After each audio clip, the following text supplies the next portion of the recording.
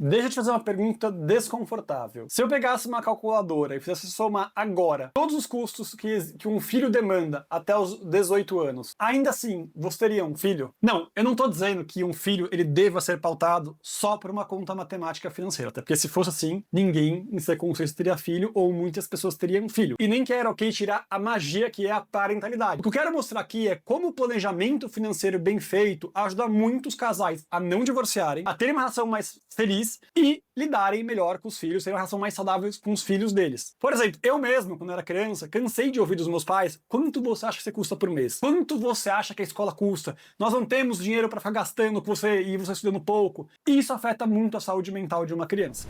Então hoje a gente vai falar sobre o custo real de ter um filho, dependendo da classe social que você tá, quanto custa, em quais são os gastos mais pertinentes, segundo estudos, não da minha cabeça. E isso vai te ajudar a se preparar emocionalmente para ter um filho. E você vai ver como isso faz toda a diferença. Eu atendo dezenas de famílias por semana. Aquelas famílias em que não fizeram um planejamento financeiro têm maiores problemas depois em criar os filhos, tanto na parte psicológica quanto mesmo na parte material. Então esse vídeo vai ser muito útil para vocês, porque eu já vi muitos vídeos fazendo isso, tocando só a parte financeira. Eu vou tocar a parte financeira, que ela é importante, de maneira precisa, mas ainda mais na parte psicológica, que ela é fundamental. Então, o primeiro dado interessante: 48% dos casais se divorciam no Brasil. Ou seja, praticamente metade dos casais vão se divorciar. E a maior causa de divórcios no Brasil, pasmem, não é falta de amor. Pelo contrário, os casais geralmente eles terminam ainda se amando. Mas são questões financeiras que atrapalham a relação, a dinâmica do casal e que acabam optando por o divórcio, que muitas vezes acaba sendo o caminho mais saudável mesmo. Por outro lado, em média, 30% da renda das famílias são destinadas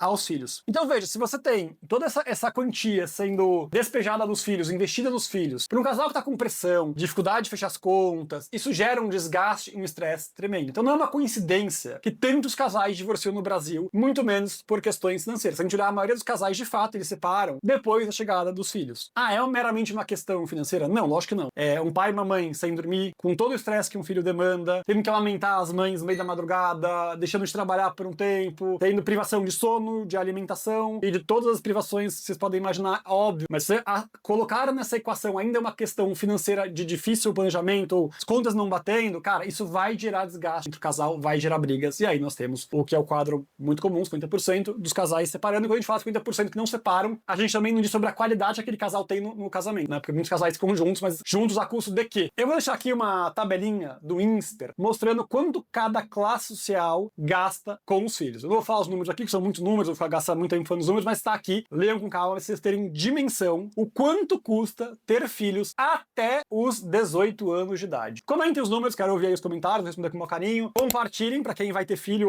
ou tem filho já e não tinha a menor ideia. Vocês estão vendo a diferença entre a classe E e a classe A? É uma diferença muito grande, é uma disparidade em torno de 15 vezes. Ou seja, as famílias de classe A chegam a investir 15 vezes mais nos filhos que a classe E. E isso é muita diferença, é muito disparado. É um Brasil muito injusto e muito desigual, isso fica muito claro. Mas veja, 240 mil já é um número bastante grande, e 3,6 milhões é um número que, infelizmente, muitas pessoas vão, ao longo de uma vida inteira, não vão juntar esse dinheiro e sequer vão ganhar esse dinheiro. Então é realmente uma coisa que desperta muita tristeza e muita evidência sobre quanto o Brasil é um país, infelizmente, desigual. Até porque aquela pessoa da classe A, ela vai ter muitas oportunidades, aquela criança da classe A, ela vai ter muito mais oportunidades, muito mais chances do que uma criança de classe E, e esse é um dado que dói. E aqui eu tô colocando uma outra tabela, e eu sei que esse vídeo tá com muitas tabelas, tá? Pausem também para dar uma olhada com calma. O custo com os filhos não é linear, do 0 ao 5 é X, 5 aos 10X, tem fases que são 2X, 3X e assim vai. Então é importante também, na hora de planejar os filhos, pensar os filhos e pensar a vida, pensar que existem fases da vida em que o filho vai custar mais e que outras fases. E que os pais têm que se preparar para essas fases, eles têm que estar, enfim, mais ou menos confiantes de que eles estão fazendo uma coisa certa para que seja mais tranquila aquela fase. Isso é muito importante. Porque senão é como, por exemplo, pessoas que não se preparam para a terceira idade. A terceira idade tende a ser uma fase de vida com maiores custos. Não estou falando de filhos agora.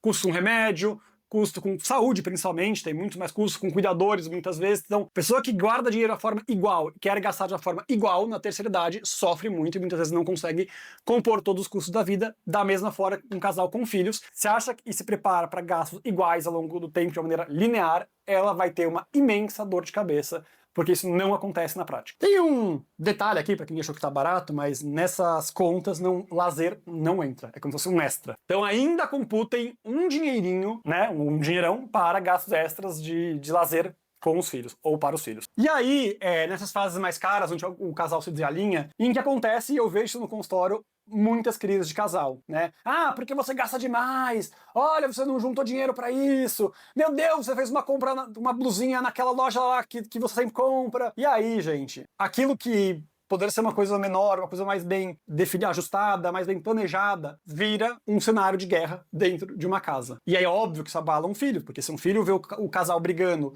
loucamente, brigando por razões muitas vezes pequenas, aparentemente, para a criança, e de uma forma muitas vezes agressiva, isso desestrutura a parte psicológica. Aí, claro, coloca mais um custo aí, é o psicólogo Miguel, ou outros psicólogos, ou muitas vezes até um tratamento psiquiátrico também, enfim. Isso aumenta os custos, obviamente. Um lar desestruturado, um lar que está desestruturado, porque o lar pode se estruturar posteriormente, é um lar onde a criança vai ter demandas psicológicas maiores. E isso muitas vezes tem um custo, né? Como eu falei, dos profissionais e tal, de todo auxílio e todo o cuidado e carinho que os pais vão ter que dar mesmo. Agora, se você é um pai que percebe essa situação, que, enfim, tá no momento que tá com menos dinheiro, não se culpe. A primeira coisa é, a maioria dos casais não tem todo esse planejamento, então eu tô falando aqui de um mundo utópico e ideal, claro que ele ajuda, mas o fato é, quando a gente fala de dinheiro, as pessoas que estão confortáveis financeiramente, ou não estão passando por um estresse financeiro tão grande, elas conseguem ser pais mais pacientes, pais mais amorosos, pais que conseguem se dedicar ao lazer do filho, então vamos passear junto no museu, vamos junto ao cinema, conhece assim melhor seu filho, e assim consegue entender melhor pelo que ele está passando, se ele está passando por um drama psicológico, ele acabou com uma namoradinha, um namoradinho, o que vai fazer nesse momento, as notas não estão boas, como auxiliar, ou contratar um professor particular. Estar confortável financeiramente ajuda na parte da empatia, então eu consigo empatizar melhor porque eu não estou desesperado para pagar o próximo boleto, sendo que já tem um boleto no vermelho em dívida. Então eu consigo me dedicar mais carinhosamente ao meu filho, dedicar carinhosamente ao meu casamento, como eu falei, ao casal estruturado, que se dá bem, claro, isso ajuda também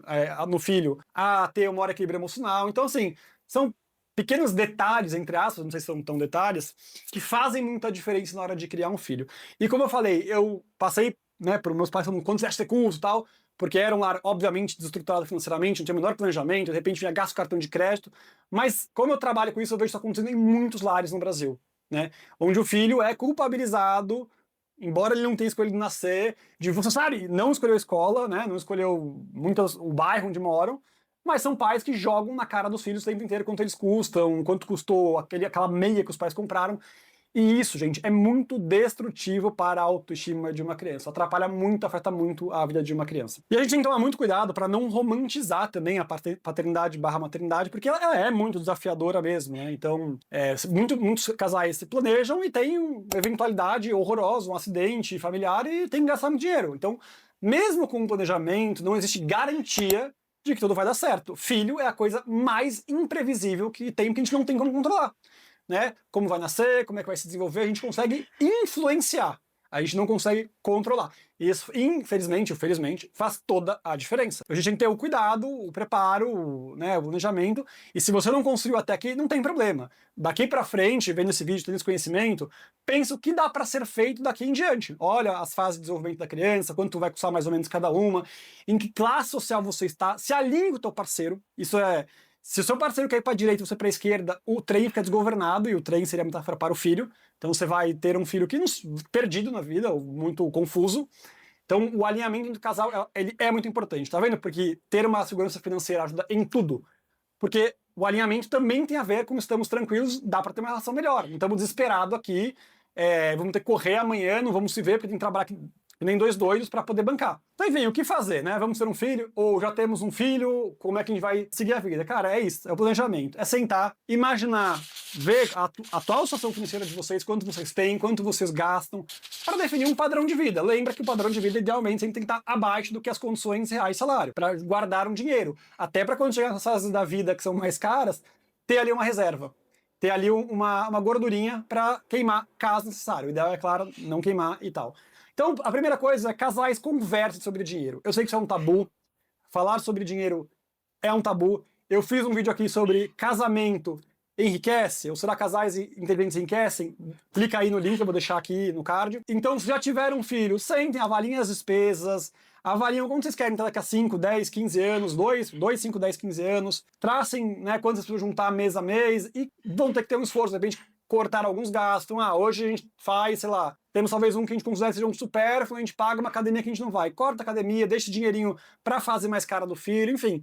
Tentem antecipar o que der para antecipar. E a outra parte, gente, a vida é uma viagem que a gente não controla muito mesmo. E os filhos potencializam isso. Curtam a jornada sem destino. A gente faz aquilo, a gente controla e planeja aquilo que a gente pode. E por isso que eu digo, não se culpabilizem, porque ter filhos, eu que trabalho com isso há 13 anos, e já conversei com centenas, milhares de pais, não acho que isso é um desafio à altura de criar um filho. Você pode trabalhar 15 horas por dia, um trabalho mais desafiador. Não acho que se compara aos filhos. E digo por quê? Eu conheço pais que são CEOs de enormes empresas, eles coordenam 400 funcionários, sabem como administrar cada uma dessas pessoas e quando chegam em casa não tem ideia do que fazer com uma criança de 4, 5 anos. Não adianta se culpabilizar, façam o melhor que vocês puderem e uma parte disso é se planejar e cuidar do futuro.